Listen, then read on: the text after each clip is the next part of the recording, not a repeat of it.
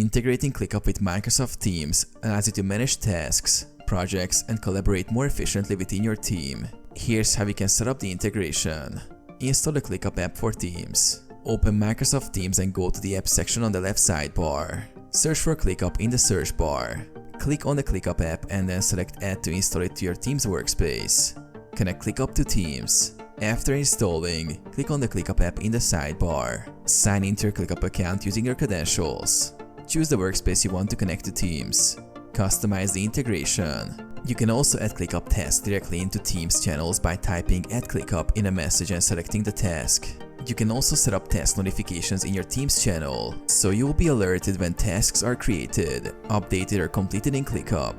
You can use ClickUp's dashboard in Teams to view tasks, assign new ones, and track progress. Start using ClickUp with Teams. With the integration set up, you can seamlessly manage tasks, update statuses, and communicate about projects within Microsoft Teams without switching platforms.